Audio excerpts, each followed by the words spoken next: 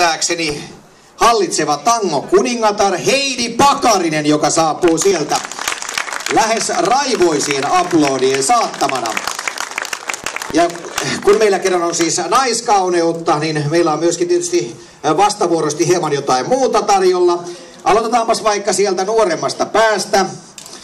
Tosin en tiedä kyllä kaikkien ikää, mutta otetaan vaikka seuraavana lavalle meidän artistimme, joka päättää tämän tapahtuman, Brady. Tervetuloa!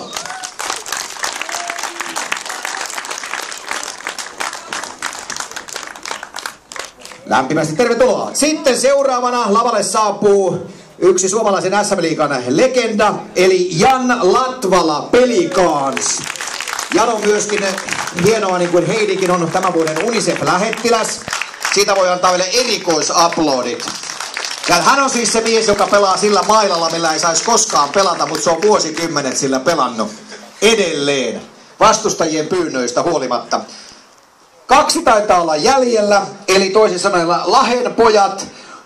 Esitellään ensin niin sanottu tunnettu mies, eli Liipolan Hasek, eli Pasi Nurminen. Sen verran mun täytyy kertoa ihan lyhyesti yhteinen historia. Meillä on Pasikasti pitkä, hieno yhteinen historia, mutta ne kuuluisat 2011 kisat silloin kun oli, ja Pasilla oli ne huonot kengät silloin jalassa. Kaikki muistaa, nimenomaan kengissä oli vika, niin selkeähän Pasin lempinimi on ollut Paavi, niin kuin varmaan arvaatte. Tietysti missä se johtuu? Se johtuu siitä, että aina kun Paavi menee uuteen maahan, niin se suutelee sitä maaperää. Mutta hän on loistava mies, voi vakuuttaa, meillä on vuosien yhteistyö. Ja yksi on jäljellä, lentävä suomalainen legenda, eli Janne Ahonen. Tässä ovat tähdet, ja niin kuin huomaatte, niin Janne on aloittanut harjoittelu, se on ihan hirmu vireessä. Ja sitten hei, meillä on tämä haastajaherra täällä. Ole ystävällinen. Tule rohkeasti tänne. Hän on Leo Pelkonen. Tervetuloa, Leo. Käyhän siihen viereen moikkaamaan meidän tähtiä. Ja ennen kuin päästetään heidät tosiaan radalle, niin käydään semmonen lyhyt kierros, mitä kuuluu ja niin edelleen ja niin edelleen. Heidi, mites kuningatarvuosi on mennyt? Kohta se päättyy. Pian päättyy. Älyttömän hieno vuosi on ollut kyllä tässä takana ja innolla lähden kyllä Seinäjoen tangomarkkinoillekin kyllä ihan tuossa kuukauden päästä. Ja tietysti tämä päivä nyt on ennen kaikkea kertakaikkisen hieno, saa ajaa lujaa. Ja eikö se ole hienoa, että täällä on näin paljon yleisöä hienona asiana perässä, niin eikö se ole kuitenkin se kaikkein tärkein? Ehdottomasti UNICEFin asialla ollaan ja näköjään ilmakin suosii meitä ja tapahtumaa. Mitä luulet tänä vuonna, niin ootko yhtään ehtinyt katsoa näitä karsintoja tai kuunnella, minkä tyyppisiä henkilöitä on perimässä sun kruunuasi? Kyllä mä oon ollut seuraamassa hyvinkin tiuhasti itse asiassa tuolla esikarsintakiertueellakin kävin muutamilla paikkakunnilla ja tuolla nettijutussa äänestyksessä on ollut myöskin seuraamassa. Kyllä sieltä varmasti uudet löytyy. En tiedä, onko ihan niin hyviä, mutta... Sitä mä en usko ollenkaan. En usko päinvastoin. Mä tiedän, ettei ole. Eteenpäin. Brady, sä meinaat vetää kello 15 tällä hienon keikan. Mitäs yleisö saa kuultavakseen? Me vedetään sellainen tiivis hittipotpuri, vähän vanhaa, vähän uutta, mutta mä veikkaan, että saadaan melkoinen puolen tunnin yhteislaulu tuossa aikaiseksi. Onko tää sulle kuinka tuttu juttu, mitä sä oot nyt hetken kuluttua menossa tekemään?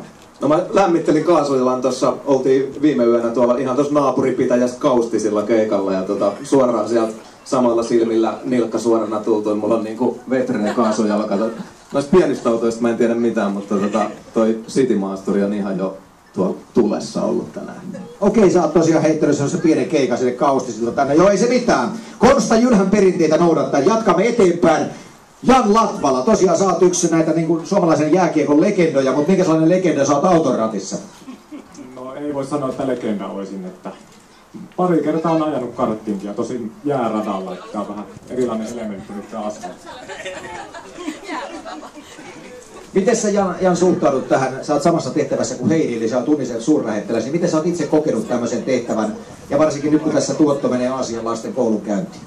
Totta kai hienona asiana, että omalta kohdaltani osallistun näihin erilaisiin tapahtumiin ja muuta mielessä takana. Siellä on paljon ollut lapsia ja lapsen mielisiä, että porukka ainakin lähtenyt hyvin liikkeelle ja toivottavasti sitä kautta saadaan kerättyä paroja hyvin.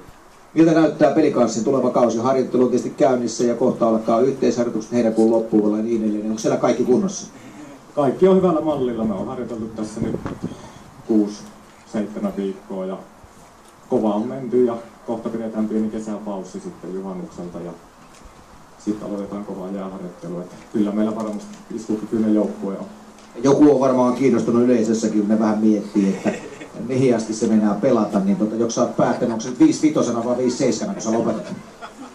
Ei kai sitä voi päättää etukäteen, että mennään nyt legendaarisesti vuosi kerralla.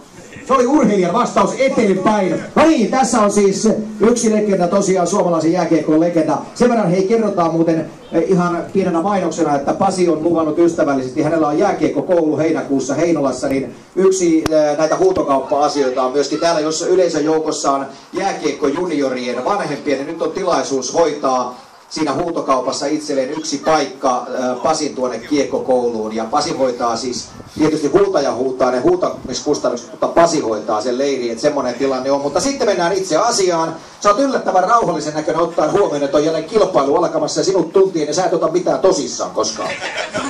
Just niin, aina mistä mä vähän niinku hämmästyin, että sä sanoit äsken jotain karttikisa. Mä luulin, että me tultiin törmäilyautoja ajaa tänne. Katsotaan kumpi me saadaan. Koska sen takia on pakko kysyä, että nimittäin Pasi kun vetää näille lätkämaalivaiden harjoituksia, niin jos ei homma toimi, niin se kääntää ne selin ja ampuu niitä pohkeisiin kiekolla. Onko tämä edelleen metodi olemassa? No on se. Jollain keinolla pitää opettaa. Joskus noin päin. Kysypäs Janilta muuten, miten kävi siellä jääradalla viimeksi kun ajettiin. En uskalla. Mutta sen sijaan kysyn sulta, hei Pasi, sen verran ihmisiä kiinnostaa myös se, että sulla on nyt kokemusta tuolta pääkaupunkiseudun seurasta, en viitsi mainita nimeä, koska me ollaan Pelikanssin juhla-alueella. Sä oot käynyt myöskin Itämaiden ihmeitä katsomassa. Mihin suuntaat ensi kaudeksi valmennustehtäviin? Ei tiedä vielä. Ei ole vielä paikkaa. Muutama tarjous on idästä tullut ja ne on työnnetty sinne takaisinpäin, että musta tuntuu, että se homma saa vähän aikaa riittää. Ja katellaan, jos mennään länteen päin. Nyt ehkä Ruotsi sitten seuraavalla vaihtoehto.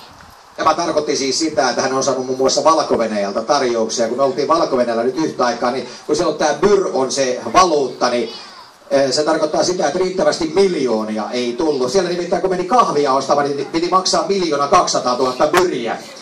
Siinä sitä räpsyteltiin rahoja. No niin, alahan keskittyä. Hasekki. Janne, tosiaankin niin sä oot, ensin viime talvi meni niin kuin meni, eli sä sairastelit hirveästi. Onko nyt tilanne parempi? No joo, kyllä se nyt alkaa ole taas parempi, että pystynyt aloittaa treenaamisen normaalisti ja se on tietysti tärkeää, että oli tosi vaikea talvi ja sitten siitä seurasi vielä vaikeampi kevät, että nyt kuitenkin alkaa olemaan sitten terveys sillä alueella vielä pitää. Mites tässä on liikkunut aika paljon huhuja sun jatkamisesta ja muusta, niin onko tää nyt, voidaanko me tässä niinku leimata tää, että sun nähdään vielä seuraavissa olympiakisoissa mukana?